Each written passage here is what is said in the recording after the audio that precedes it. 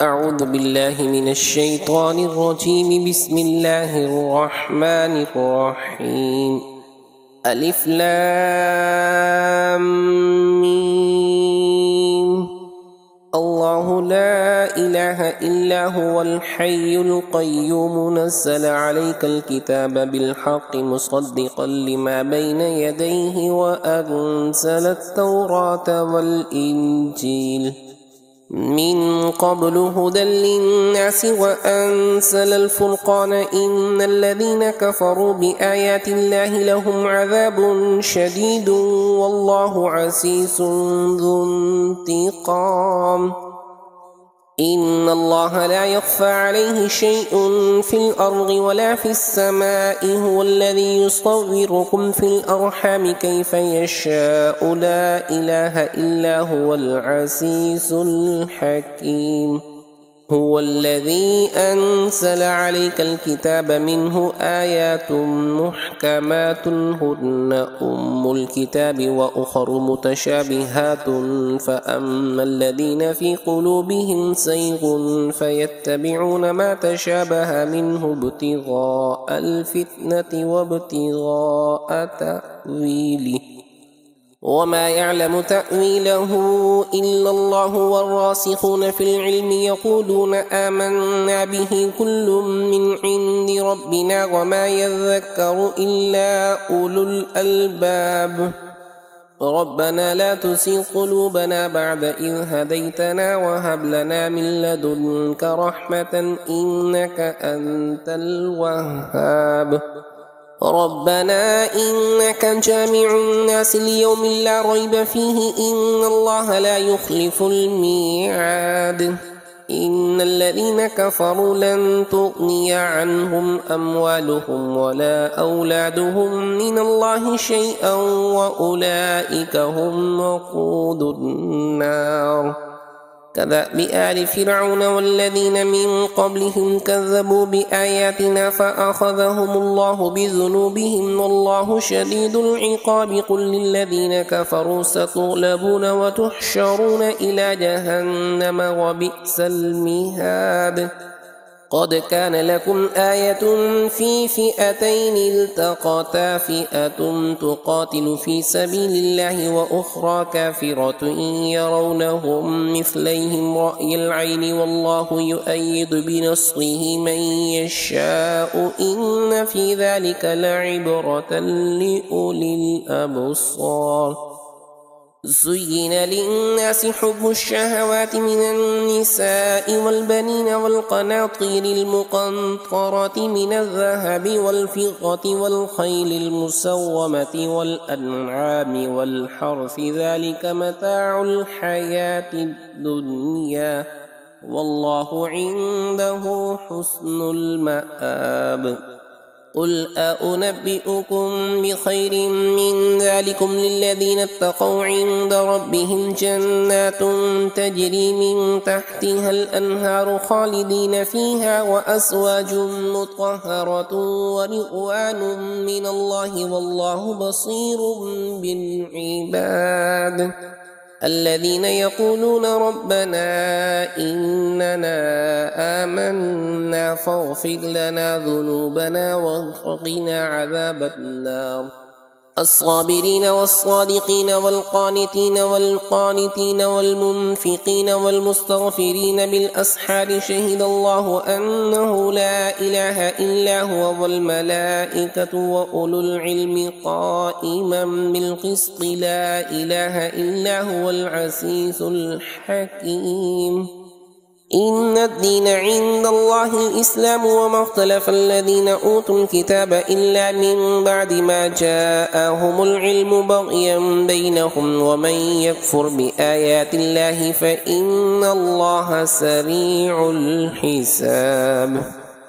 فإن حاجوك فقل أسلمت وجهي لله ومن اتبعني وقل للذين أوتوا الكتاب والأميين أأسلمتم فإن أسلموا فقد اهتدوا وإن تولوا فإنما عليك البلاغ والله بصير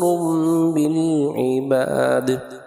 إن الذين يكفرون بآيات الله ويقتلون النبيين بغير حق ويقتلون الذين يأمرون بالقسط من الناس فبشرهم بعذاب أليم أولئك الذين حبطت أعمالهم في الدنيا والآخرة وما لهم من ناصرين ألم تر إلى الذين أوتوا نصيبا من الكتاب يدعون إلى كتاب الله ليحكم بينهم ثم يتولى فريق منهم وهم معرضون ذلك بأنهم قالوا لن تمسنا النار إلا أياما معدودات وغرهم في دينهم ما كانوا يفترون فكيف إذا جمعناهم ليوم لا ريب فيه ووفيت كل نفس ما كسبت وهم لا يظلمون قل اللهم مالك الملك تؤتي الملك من تشاء وتنزع الملك ممن تشاء وتعز من تشاء وتذل من تشاء بيدك الخير إنك على كل شيء قدير تولج الليل في النهار وتولج النهار في الليل وتخرج الحي من الميت وتخرج الميت من الحي وترزق من تشاء بغير حساب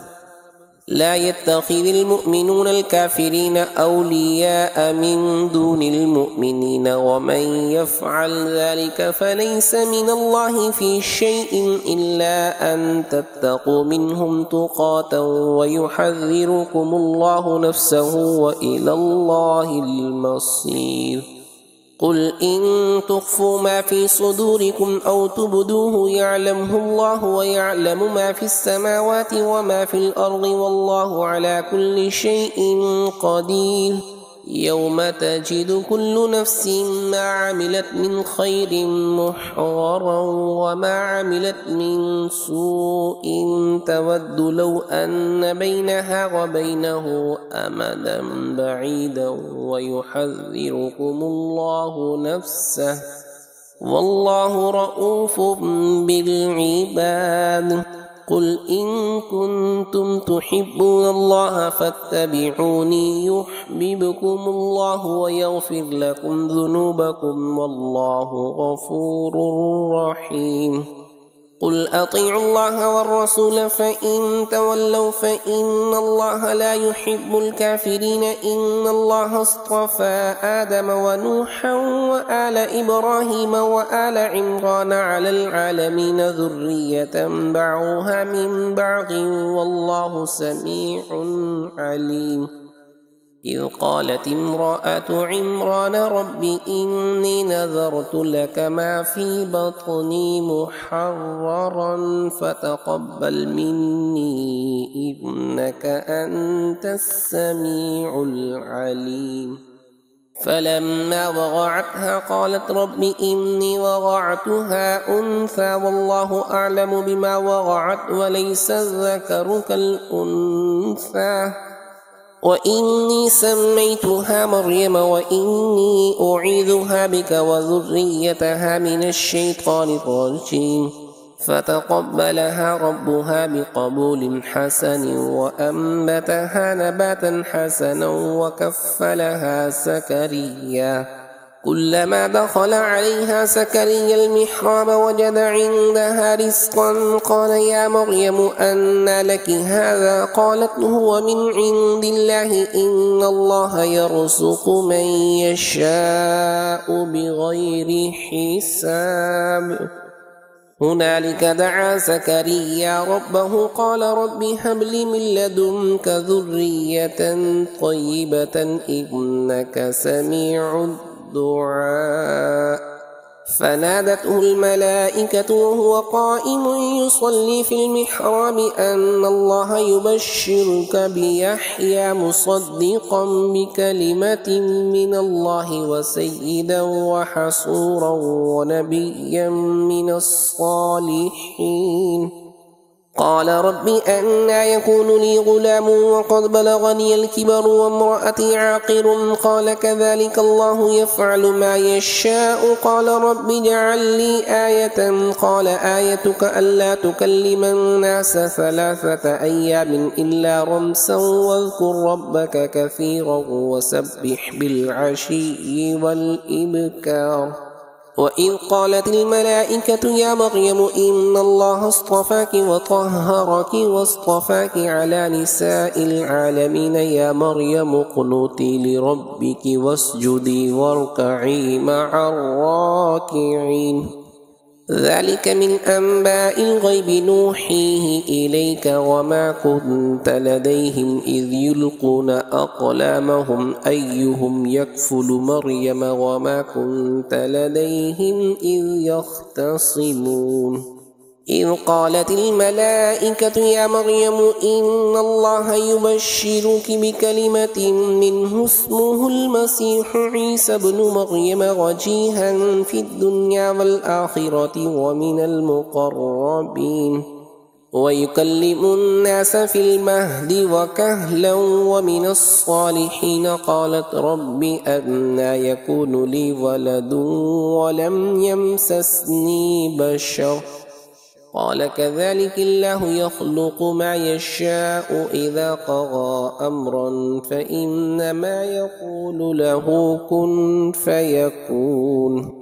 ويعلمه الكتاب والحكمة والتوراة والإنجيل ورسولا إلى بني إسرائيل أني قد جئتكم بآية من ربكم أني أخلق لكم من الطين كهيئة الطير فأنفخ فيه فيكون طيرا بإذن الله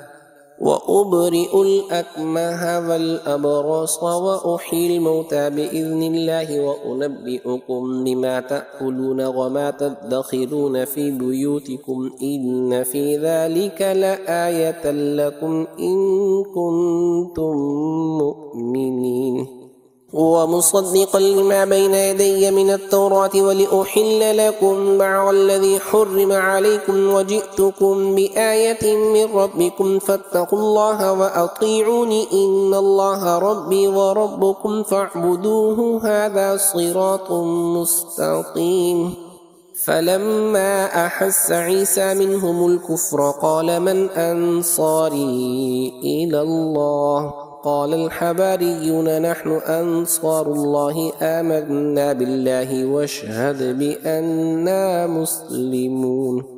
ربنا آمنا بما أنزلت واتبعنا الرسول فاكتبنا مع الشاهدين ومكروا ومكر الله والله خير الماكرين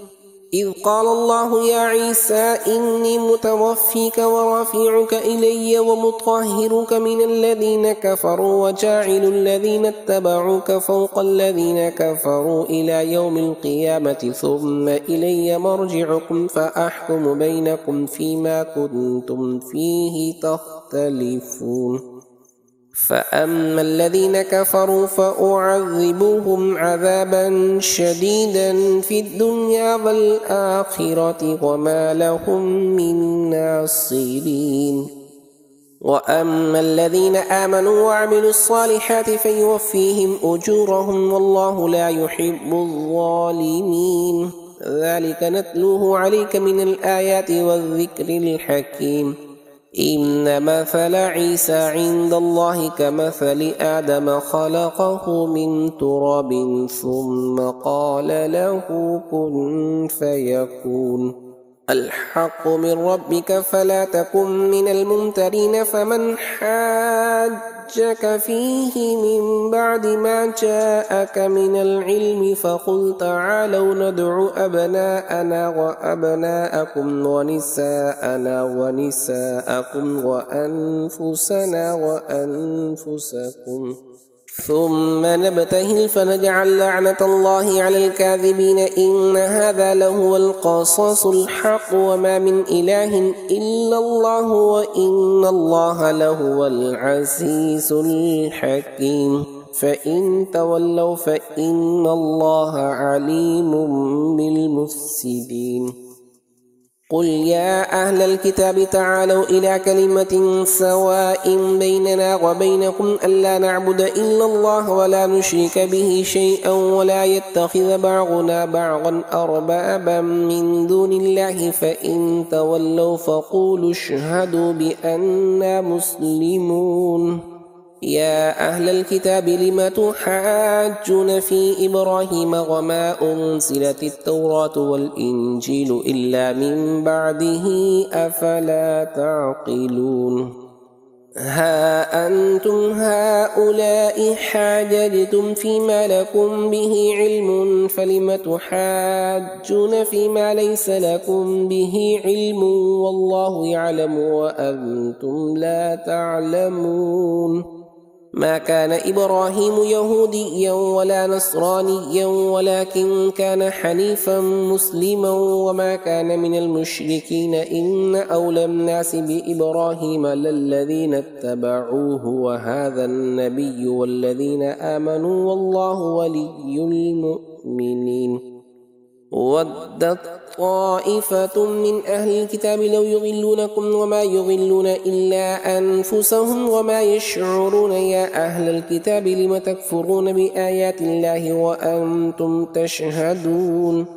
يا أهل الكتاب لم تلبسون الحق بالباطل وتكتمون الحق وأنتم تعلمون وقالت طائفة من أهل الكتاب آمنوا بالذي أنزل على الذين آمنوا وجه النهار واكفروا آخره لعلهم يرجعون ولا تؤمنوا إلا لمن تبع دينكم قل إن الهدى هدى الله أن يؤتى أحد مثل ما أوتيتم أو يحاجوكم عند ربكم قل إن الفضل بيد الله يؤتيه من يشاء والله واسع عليم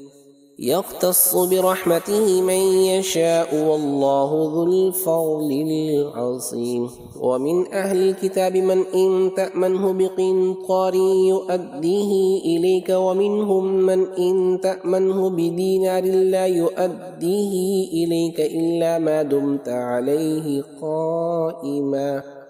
ذلك بأنهم قالوا ليس علينا في الأميين سبيل ويقولون على الله الكذب وهم يعلمون بلى من أوفى بعهده واتقى فإن الله يحب المتقين إن الذين يشترون بعهد الله وأيمانهم ثمنا قليلا أولئك لا خلاق لهم في الآخرة ولا يكلمهم الله ولا ينظر إليهم يوم القيامة ولا يزكيهم ولهم عذاب أليم وإن منهم لفريقا يلوون ألسنتهم بالكتاب لتحسبوه من الكتاب وما هو من الكتاب ويقولون هو من عند الله وما هو من عند الله ويقولون على الله الكذب وهم يعلمون ما كان لبشر أن يؤتيه الله الكتاب والحكم والنبوة ثم يقول للناس كونوا عبادا لي من دون الله ولكن كونوا ربانيين بما كنتم تعلمون الكتاب وبما كنتم تدرسون ولا يأمركم أن تتخذوا الملائكة والنبيين أربابا أيأمركم بالكفر بعد إذ أنتم مسلمون وإذ أخذ الله ميثاق النبيين لما آتيتكم من كتاب وحكمة ثم جاءكم رسول مصدق لما معكم لتؤمنن به ولتنصرنه قال أأقررتم وأخذتم على ذلكم إصري قالوا أقررنا قال فاشهدوا وأنا معكم من الشاهدين فمن تولى بعد ذلك فأولئك هم الفاسقون أفغير دين الله يبغون وله أسلم من في السماوات والأرض طوعا وكرها وإليه يرجعون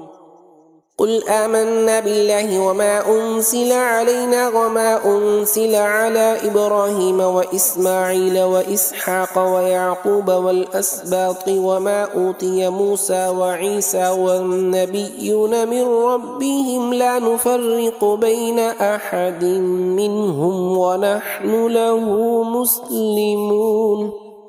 ومن يبتغي غير الإسلام دينا فلن يقبل منه وهو في الآخرة من الخاسرين كيف يهدي الله قوما كفروا بعد إيمانهم وشهدوا أن الرسول حق وجاءهم البينات والله لا يهدي القوم الظالمين أولئك جزاؤهم أن عليهم لعنة الله والملائكة والناس أجمعين خالدين فيها لا يخفف عنهم العذاب ولا هم ينظرون إلا الذين تابوا من بعد ذلك وأصلحوا فإن الله غفور رحيم إن الذين كفروا بعد إيمانهم ثم ازدادوا كفرا لن تقبل توبتهم وأولئك هم الضالون إن الذين كفروا وماتوا وهم كفار فلن يقبل من أحدهم ملء الأرض ذهبا ولو افتدى به أولئك لهم عذاب أليم وما لهم من ناصرين لن تنالوا البر حتى تنفقوا مما تحبون وما تنفقوا من شيء فإن الله به عليم كل الطعام كان حلا لبني إسرائيل إلا ما حرم إسرائيل على نفسه من قبل أن تنزل التوراة قل فأتوا بالتوراة فاتلوها إن كنتم صادقين فمن افترى على الله الكذب من بعد ذلك فأولئك هم الظالمون قل صدق الله فاتبعوا ملة إبراهيم حنيفا وما كان من المشركين إن أول بيت وضع للناس للذي بمكة مباركا وهدى للعالمين فيه آيات بينات مقام إبراهيم ومن دخله كان آمنا ولله على الناس حج البيت من استطاع إليه سبيلا ومن كفر فإن الله غني عن العالمين قل يا أهل الكتاب لم تكفرون بآيات الله والله شهيد على ما تعملون قل يا أهل الكتاب لم تصدون عن سبيل الله من آمن تبغونها عوجا وأنتم شهداء وما الله بغافل عما تعملون يا أيها الذين آمنوا إن تطيعوا فريقا من الذين أوتوا الكتاب يردوكم بعد إيمانكم كافرين وكيف تكفرون وأنتم تتلى عليكم آيات الله وفيكم رسوله ومن يعتصم بالله فقد هدي إلى صراط مستقيم يا أيها الذين آمنوا اتقوا الله حق تقاته ولا تموتن إلا وأنتم مسلمون واعتصموا بحبل الله جميعا ولا تفرقوا واذكروا نعمة الله عليكم إذ كنتم أعداء فألف بين قلوبكم فأصبحتم بنعمته إخوانا وكنتم على شفا حفرة من النار فأنقذكم منها كذلك يبين الله لكم آياته لعلكم تهتدون ولتكن منكم أمة يدعون إلى الخير ويأمرون بالمعروف وينهون عن المنكر وأولئك هم المفلحون ولا تكونوا كالذين تفرقوا واختلفوا من بعد ما جاءهم البينات وأولئك لهم عذاب عظيم يوم تبيض وجوه وتسود وجوه فأما الذين اسودت وجوههم أكفرتم بعد إيمانكم فذوقوا العذاب بما كنتم تكفرون وأما الذين ابيضت وجوههم ففي رحمة الله هم فيها خالدون تلك آيات الله نتلوها عليك بالحق وما الله يريد ظلما للعالمين ولله ما في السماوات وما في الأرض وإلى الله ترجع الأمور كنتم خير أمة أخرجت للناس تأمرون بالمعروف وتنهون عن المنكر وتؤمنون بالله ولو آمن أهل الكتاب لكان خيرا لهم منهم المؤمنون وأكثرهم الفاسقون لن يغركم إلا أذى وإن يقاتلوكم يولوكم الأدبار ثم لا ينصرون غربت عليهم الذلة أينما ثقفوا إلا بحبل من الله وحبل من الناس وباءوا بغضب من الله وغربت عليهم المسكنة ذلك بأنهم كانوا يكفرون بآيات الله ويقتلون الأنبياء بغير حق ذلك بما عصوا وكانوا يعتدون ليسوا سواء من أهل الكتاب أمة قائمة يتلون آيات الله آناء الليل وهم يسجدون يؤمنون بالله واليوم الآخر ويأمرون بالمعروف وينهون عن المنكر ويسارعون في الخيرات وأولئك من الصالحين وما يفعل من خير فلن يكفره والله عليم بالمتقين إن الذين كفروا لم تغني عنهم أموالهم ولا أولادهم من الله شيئا وأولئك أصحاب النار هم فيها خالدون مثل ما ينفقون في هذه الحياة الدنيا كمثل ريح فيها صر أصابت حرث قوم ظلموا أنفسهم فأهلكت وما ظلمهم الله ولكن أنفسهم يظلمون يا أيها الذين آمنوا لا تتخذوا بطانة من دونكم لا يألونكم خبالا ودوا ما عنتم قد بدت البغضاء من أفواههم وما تخفي صدورهم أكبر قد بينا لكم الآيات إن كنتم تعقلون ها أنتم أولئك تحبونهم ولا يحبونكم وتؤمنون بالكتاب كله وإذا لقوكم قالوا آمنا وإذا خلوا عضوا عليكم الأنامل من الغيظ قل موتوا بغيظكم إن الله عليم بذات الصدور إن تمسسكم حسنة تسؤهم وإن تصبكم سيئة يفرحوا بها وإن تصبروا وتتقوا لا يضركم كيدهم شيئا إن الله بما يعملون محيط وإذ غدوت من أهلك تبوئ المؤمنين مقاعد للقتال والله سميع عليم إذ همت طائفتان منكم أن فشلا والله وليهما وعلى الله فليتوكل المؤمنون ولقد نصركم الله ببدر وأنتم أذلة فاتقوا الله لعلكم تشكرون إذ تقول للمؤمنين ألن يكفيكم أن يمدكم ربكم ب3,000 من الملائكة منزلين بلى إن تصبروا وتتقوا ويأتوكم من فورهم هذا يمددكم ربكم ب5,000 من الملائكة مسومين وما جعله الله إلا بشرى لكم ولتطمئن قلوبكم به وما النصر إلا من عند الله العزيز الحكيم ليقطع طرفا من الذين كفروا أو يكبتهم فينقلبوا خائبين ليس لك من الأمر شيء أو يتوب عليهم أو يعذبهم فإنهم ظالمون ولله ما في السماوات وما في الأرض يغفر لمن يشاء ويعذب من يشاء والله غفور رحيم يا أيها الذين آمنوا لا تأكلوا الربا أضعافا مضاعفة واتقوا الله لعلكم تفلحون واتقوا النار التي أعدت للكافرين وأطيعوا الله والرسول لعلكم ترحمون وسارعوا إلى مغفرة من ربكم وجنة عرضها السماوات والأرض أعدت للمتقين الذين ينفقون في السراء والضراء والكاظمين الغيظ والعافين عن الناس والله يحب المحسنين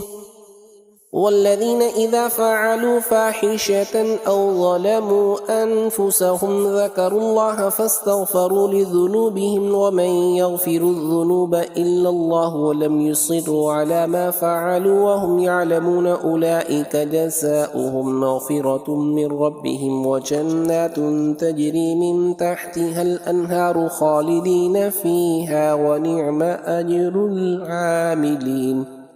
قد خلت من قبلكم سنن فسيروا في الأرض فانظروا كيف كان عاقبة المكذبين. هذا بيان للناس وهدى وموعظة للمتقين. ولا تهنوا ولا تحزنوا وأنتم الأعلون إن كنتم مؤمنين. إن يمسسكم قرح فقد مس القوم قرح مثله وتلك الأيام نداولها بين الناس وليعلم الله الذين آمنوا ويتخذ منكم شهداء والله لا يحب الظالمين وليمحص الله الذين آمنوا ويمحق الكافرين. أم حسبتم أن تدخلوا الجنة ولما يعلم الله الذين جاهدوا منكم ويعلم الصابرين. ولقد كنتم تمنون الموت من قبل أن تلقوه فقد رأيتموه وأنتم تنظرون. وما محمد إلا رسول قد خلت من قبله الرسل أفإن مات أو قتل انقلبتم على أعقابكم ومن ينقلب على عقبيه فلن يضر الله شيئا وسيجزي الله الشاكرين. وما كان لنفس أن تموت إلا بإذن الله كتابا مؤجلا. ومن يرد ثواب الدنيا نؤته منها ومن يرد ثواب الآخرة نؤته منها وسنجزي الشاكرين. وكأي من نبي قاتل معه ربيون كثير فما وهنوا لما أصابهم في سبيل الله وما ضعفوا وما استكانوا والله يحب الصابرين. وما كان قولهم إلا أن قالوا ربنا اغفر لنا ذنوبنا وإسرافنا في أمرنا وثبت أقدامنا وانصرنا على القوم الكافرين. فآتاهم الله ثواب الدنيا وحسن ثواب الآخرة والله يحب المحسنين. يا أيها الذين آمنوا إن تطيعوا الذين كفروا يردوكم على أعقابكم فتنقلبوا خاسرين. بل الله مولاكم وهو خير الناصرين. سنلقي في قلوب الذين كفروا الرعب بما أشركوا بالله ما لم ينزل به سلطانا ومأواهم النار وبئس مثوى الظالمين. ولقد صدقكم الله وعده إذ تحسونهم بإذنه حتى إذا فشلتم وتنازعتم في الأمر وعصيتم من بعد ما أراكم ما تحبون منكم من يريد الدنيا ومنكم من يريد الآخرة ثم صرفكم عنهم ليبتليكم ولقد عفا عنكم والله ذو فضل على المؤمنين. إذ تصعدون ولا تلوون على أحد والرسول يدعوكم في أخراكم فأثابكم غما بغم لكي لا تحزنوا على ما فاتكم ولا ما أصابكم والله خبير بما تعملون. ثم أنزل عليكم من بعد الغم أمنة نعاسا يغشى طائفة منكم وطائفة قد أهمتهم أنفسهم يظنون بالله غير الحق ظن الجاهلية يقولون هل لنا من الأمر من شيء قل إن الأمر كله لله يخفون في أنفسهم ما لا يبدون لك يقولون لو كان لنا من الأمر شيء ما قتلنا هاهنا قل لو كنتم في بيوتكم لبرز الذين كتب عليهم القتل إلى مضاجعهم وليبتلي الله ما في صدوركم وليمحص ما في قلوبكم والله عليم بذات الصدور. إن الذين تولوا منكم يوم التقى الجمعان إنما استزلهم الشيطان ببعض ما كسبوا ولقد عفى الله عنهم إن الله غفور حليم. يا أيها الذين آمنوا لا تكونوا كالذين كفروا وقالوا لإخوانهم إذا ضربوا في الأرض أو كانوا غزا لو كانوا عندنا ما ماتوا وما قتلوا ليجعل الله ذلك حسرة في قلوبهم والله يحيي ويميت والله بما تعملون بصير. ولئن قتلتم في سبيل الله أو متم لمغفرة من الله ورحمة خير مما يجمعون ولئن متم أو قتلتم لإلى الله تحشرون. فبما رحمة من الله لنت لهم ولو كنت فظا غليظ القلب لانفضوا من حولك فاعف عنهم واستغفر لهم وشاورهم في الأمر فإذا عزمت فتوكل على الله إن الله يحب المتوكلين. إن ينصركم الله فلا غالب لكم وإن يخذلكم فمن الذي ينصركم من بعده وعلى الله فليتوكل المؤمنون. وما كان لنبي أن يغل ومن يغل يأت بما غل يوم القيامة ثم توفى كل نفس ما كسبت وهم لا يظلمون. أفمن اتبع رضوان الله كمن باء بسخط من الله ومأواه جهنم وبئس المصير. هم درجات عند الله والله بصير بما يعملون. لقد من الله على المؤمنين إذ بعث فيهم رسولا من أنفسهم يتلو عليهم آياته ويزكيهم ويعلمهم الكتاب والحكمة وإن كانوا من قبل لفي ضلال مبين.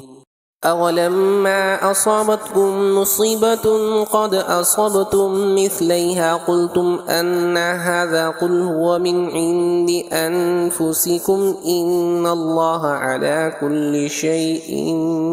قدير.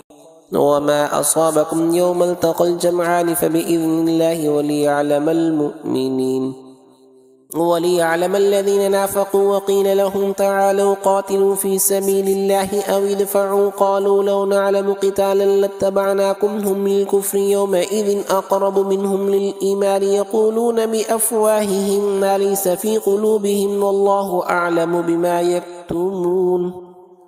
الذين قالوا لإخوانهم وقعدوا لو أطاعونا ما قتلوا قل فادرءوا عن أنفسكم الموت إن كنتم صادقين ولا تحسبن الذين قتلوا في سبيل الله أمواتا بل أحياء عند ربهم يرزقون.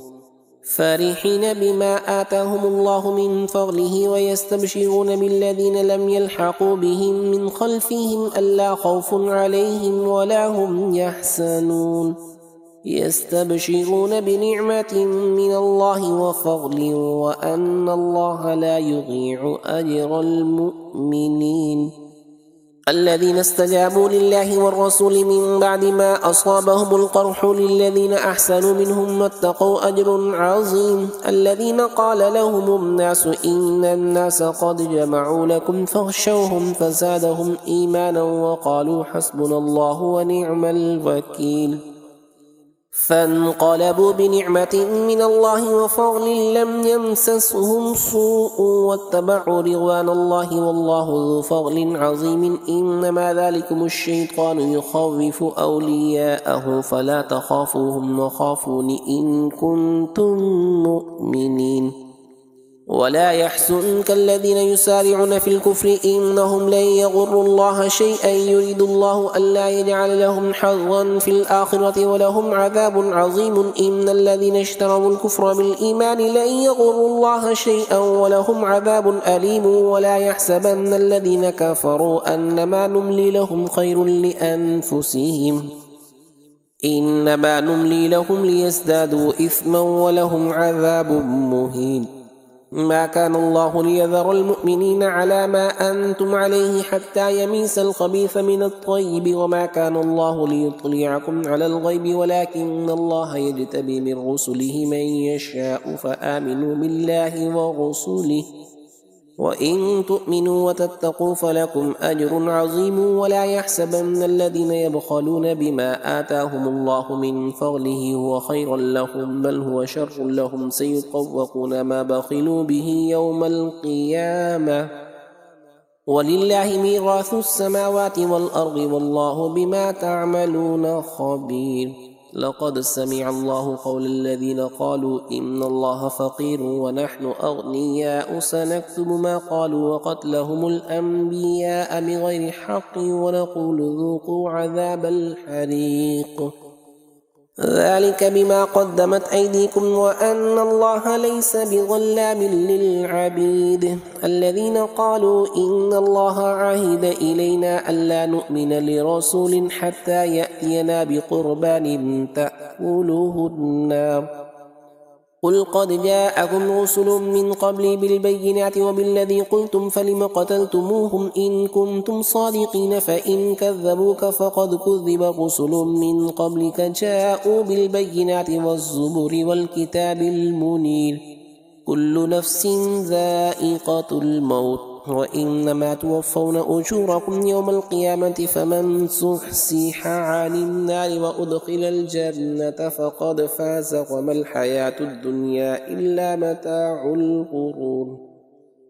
لتبلغن في أموالكم وأنفسكم ولتسمعن من الذين أوتوا الكتاب من قبلكم ومن الذين أشركوا أذى كثيرا وإن تصبروا وتتقوا فإن ذلك من عزم الأمور وإذ أخذ الله ميثاق الذين أوتوا الكتاب لتبيننه للناس ولا تكتمونه فنبذوه وراء ظهورهم واشتروا به ثمنا قليلا فبئس ما يشترون لا تحسبن الذين يفرحون بما أتوا ويحبون أن يحمدوا بما لم يفعلوا فلا تحسبنهم بمفازة من العذاب ولهم عذاب أليم ولله ملك السماوات والأرض والله على كل شيء قدير إن في خلق السماوات والأرض واختلاف الليل والنهار لآيات لأولي الألباب الذين يذكرون الله قياما وقعودا وعلى جنوبهم ويتفكرون في خلق السماوات والأرض ربنا ما خلقت هذا باطلا سبحانك فقنا عذاب النار ربنا إنك من تدخل النار فقد أخزيته وما للظالمين من أنصار ربنا إننا سمعنا مناديا ينادي للإيمان أن آمنوا بربكم فآمنا ربنا فاغفر لنا ذنوبنا وكفر عنا سيئاتنا وتوفنا مع الأبرار